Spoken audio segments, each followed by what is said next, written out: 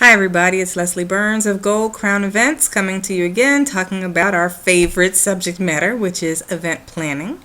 Today we're going to talk about what's on the agenda. Charging what your time is worth. I've had a couple questions regarding what the right thing to charge is. How do you charge for volunteer work or nonprofit work? If you have to make a charge at all, how do you set your rates? What's fair to put in a contract, and of course getting payment. Let's tackle a couple of these. I know we're on a limited time, but I want to make sure to cover a couple different points.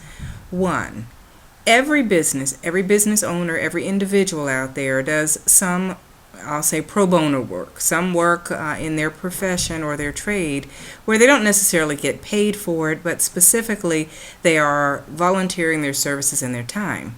So one of the things that I suggest is that you set a specific number of hours or a specific day or a number of days where you're going to do this.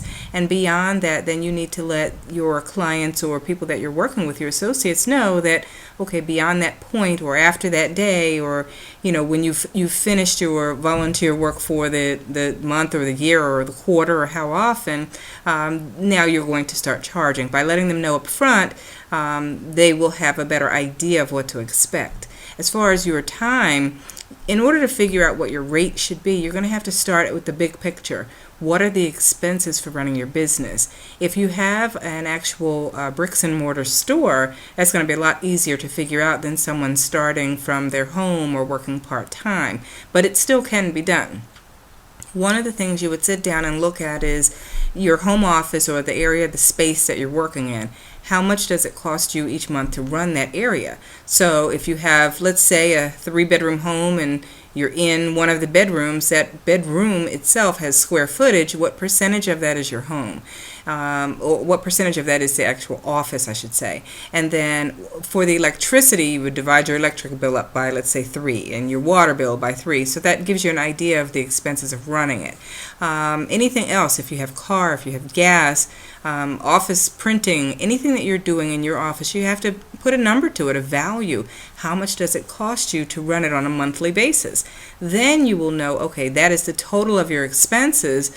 Now you also have to look at, okay, the number of hours that you're putting into a particular project. If you're going to work with someone, every so often, maybe once a month, then you don't have much to do as far as figuring out a fee or a charge. But if you're going to be putting in hours each week for this particular job or project, you're going to need to charge accordingly. So then you would divide up the expenses by the number of hours you're putting into the project to know that's your minimum cost. And that's what you would put into your contract in dealing with the client.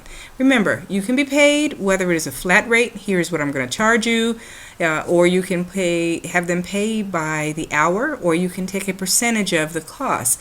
When you're doing fundraisers for nonprofits, a lot of times you want to say, well, I'll do a percentage of how much money is raised. But that means, again, going back to them after the event, they will tell you what the bookkeeper says they raised from that event, and and then you will take a percentage of that. That kind of comes into an area of ethical concern, because if you're there to help the nonprofit raise money, do you really want to take a percentage of their proceeds? But again, you do have a business to run and you must be paid. So negotiating a flat rate up front is a lot of times easier and it feels better. But those are your choices, and that may be how the nonprofit wants to work, because they don't want to have the outlay of cash up front.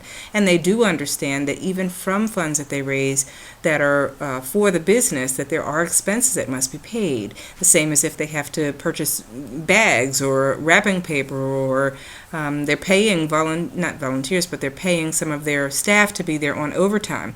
So those are options, but just make sure that you're getting enough money to cover your expenses, because when you first start out, it is so easy to undervalue your services, and after a couple of months you look back and you think, did I even make any money? What have I been doing all this time? Building reputation and building name is great, but you want to make sure that you're also building that bank account so that your business will be around for the long term.